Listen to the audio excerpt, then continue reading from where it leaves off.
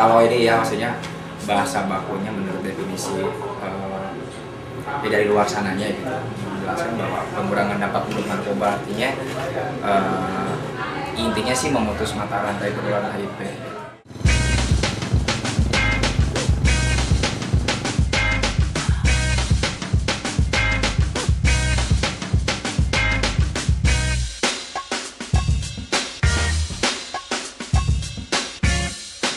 Nah, salah satu kegiatan program Foundation ini adalah mendistribusikan jarum steril, jadi membuat para penasun supaya tidak sharing jarum. Dan tujuan awalnya sih kita lihat sebenarnya nyuruh orang buat berhenti. Program yang paling simpel saat ini untuk menurunkan angka penularan HIV adalah mendistribusikan jarum steril. Klien yang ngambil jarum ya misalkan ya yang pakai etep lah, butek lah, ya, mereka ngambil di sini, ngambil jarum, itu yang minta jarum, minta materi, dikasih materi. Tapi menurut prosedurnya sih dia ngasih, misalkan ngasih limbah ini ngasih tiga paket gitu, 3 paket itu isi 9, jadi satu paket itu isi 3. Jadi kalau ngembaliin 3 ya dikasihnya 3 paket lagi. Ya mau nggak mau kan program ini harus memang istilahnya sudah tersosialisasikan ke masyarakat. Tapi istilahnya tersosialisasi, namun ada beberapa pihak yang masih menolak. Dulunya gitu kan pertama keluar Subutek gitu kan, harusnya dimakannya di oral gitu. Tapi ternyata banyak juga penyimpangan gitu oleh ID-nya sendiri gitu, masih di jarum suntikin gitu. Jadi Subutek juga di oral, cuman ya ada penyimpangan lah menurut awalnya mun cek jangki mah ritualna lah. Jadi kita keunggah kumaha oge. Jadi substitusi itu ada metadon, ada buprenorfin. Itu buprenorfin itu Subutek sama Subuxone itu dia bisa disuntik. Bisa makanya bisa meskipun caranya di oral, disuntik. Kalau metadon bentuknya cairan, tapi kalau disuntik nggak akan berasa dan pasti masih sakau. Dulu awalnya saya juga nggak ada niat sedikit tuh untuk berhenti nyuntik, nggak ada. Pas satu hari dimana nyari barang nggak dapet, teman saya ada yang nyuruh udah aja datang ke PTRM minum metadon. Itu rasa percaya diri terus rasa ke nggak percaya, mau nutup usak kieu namanya, make kertarik gitu, make lagi kenceng. Pas minum ternyata nutup. Dan awal minum metadon kan kita masih dikasih enaknya, dikasih high-nya dapet tahu. Tapi kalau udah 6 bulan ke atas dia enggak, malah turun dosisnya, pengen cepet berhenti aja. Dengan adanya pendistribusian jarum suntik itu adalah seolah-olah melegalkan peredaran drugs gitu. Padahal di sisi lain kita lihat aspek kesehatannya kan. Sebenarnya untungnya kita bukan ngomongin melegalkan sih sebenarnya. Ya kita tahu gitu siapa pecandu, ya istilahnya orang nggak mungkin cepat gitu makanya itu adalah sebuah pendekatan pragmatis kan. Kita bagi-bagi jarum. Cara simpelnya yang ngedeketin penasun itu seperti itu. Gitu. Nah itu awal dimana kita masuk sebenarnya. Nah setelah kita masuk, kita mencoba untuk melakukan perubahan perilaku buat si penasunnya gitu. Terus dari segi kesehatannya juga kan otomatis dong dia bisa tidak tertular hepatitis C gitu. Jadi lebih baik mencegah gitu daripada sekarang dihentikan, tetap aja pemakaian masih ada gitu. Nah ini ya antisipasinya kayak gitu.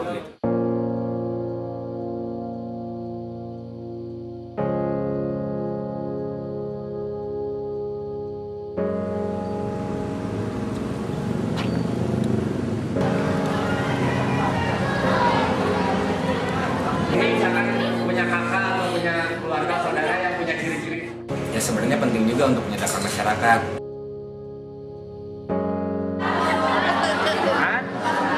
Nggak ada. Yakin di sini nggak ada pengguna narkoba? Oh, ngaku yang pakai ini ngaku.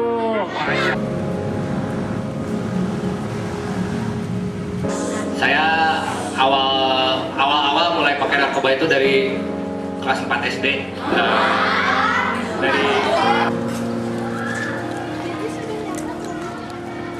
ternyata kamu kena HIV katanya. Terkadang ada juga yang misalkan setelah penyuluhan responnya baik, ada yang walaupun acaranya sudah beres mereka masih bertanya-tanya di luar acara itu.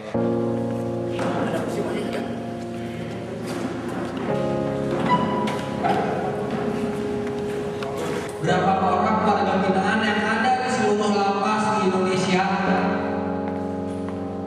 Teman-teman yang ada di sini semuanya adalah orang-orang yang telah diberkati karena mendapatkan informasi lebih daripada teman-teman yang lain.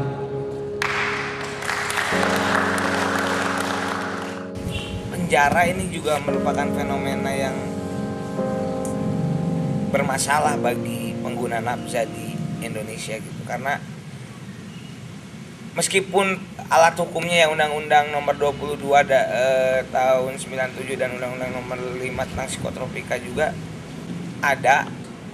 Ya kalau kita analisa lagi undang-undang itu juga sebenarnya ya agak sedikit perlu dipertanyakan kembali gitu, kayak orang-orang bawa jarum. Nah, ketika dia bawa jarum ditangkap oleh polisi itu bisa dijadikan bukti penguat. Nah, sehingga tendensinya, kecenderungannya si orang pengguna nafsa ini takut membawa jarum sehingga dia bawa jarum satu terus tukar-tukar. Nah, apa yang terjadi ketika mereka berbagi-bagi jarum suntik satu sama lain, HIV, hepatitis C itu tersebar kan di mereka. Jadi secara tidak langsung undang-undang tersebut berkontribusi besar, baik undang-undangnya maupun penegak hukumnya berkontribusi besar terhadap penularan HIV di Indonesia. Gue pikir perjalanan udah susah banget, tapi alhamdulillah gue turun sini gue jadi banyak informasi, banyak pengetahuan, dan akhirnya memandu semangat hidup gue lagi, dan gue menjadi hidup gue lebih berani lagi. Mereka punya hak untuk diberdayakan, mereka punya hak untuk mengetahui informasi, mereka sama dengan orang-orang yang tanda kutip bebas gitu, ya di luar penjara gitu. Mereka berhak mendapatkan pendidikan, informasi atau layanan kesehatan, mereka berhak, tidak ada bedanya dengan kita. Jadi masalah gue kalau banget ya, gue terus terang gue tinggal di ya itu yang lepas dari tempat gaji loncat ya. Nah ini gue gambar mobil, gue dulu pernah jadi wajib loncat. Mereka saudara lah, bagian dari kita. Saya juga pernah menjadi warga binaan gitu kan. Ya mereka bagian dari kita dan mereka harus dibantu. Harapan gue ke depan, gue pengen membina rumah tangga gue yang mawadah, warahmah, dan sakinah, membimbing anak gue dan sampai kayak ayahnya gitu. Amin. Ya kita sendiri mau membantu teman kita di sana gitu. Dalam konteks di sini kita mau membantu teman kita di sana, ya apapun cara-cara yang kita lakukan adalah semata-mata untuk membantu mereka, dan mereka adalah bagian dari kita gitu. Mereka adalah saudara kita gitu.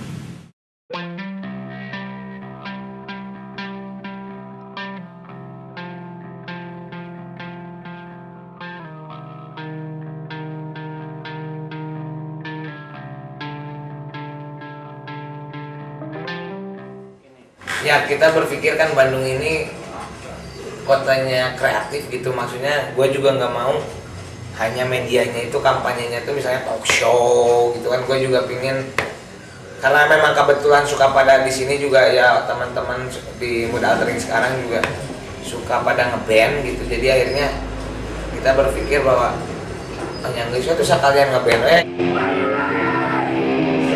ada konten pesan yang bisa, ada muatan pesan yang ada dalam sebuah band yang kita bisa sampaikan kepada para penggemar. Untuk kalian tuan-tuan yang menjajahkan negerinya sendiri pada bangsa lain, kalian memang Meskipun sangat segmented ya musiknya, cuma minimal ya ada hal yang dilakukan dengan cara lain yang mungkin itu bisa membantu juga untuk mengurangi stigma dan diskriminasi, ataupun secara luasnya membantu penanggulangan HIV/AIDS.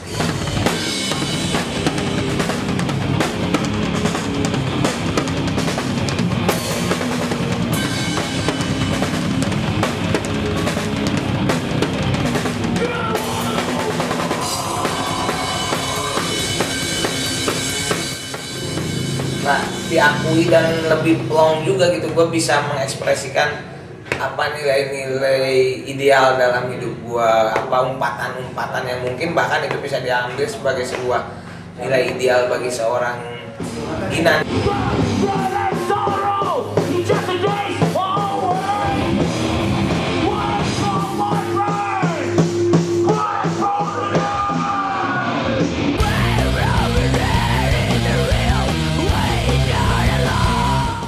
Without music, life would be a mistake gitu. Tanpa musik, hidup adalah kesalahan gitu, dan itu bekerja banget buat hidup gua gitu.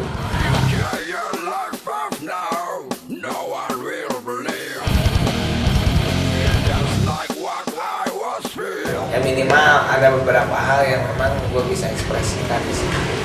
Nilai-nilai ideal gua, ya terserah orang mau dengar mau enggak, tapi minimal mereka tahu apa nilai-nilai ideal dari orang yang HIV positif.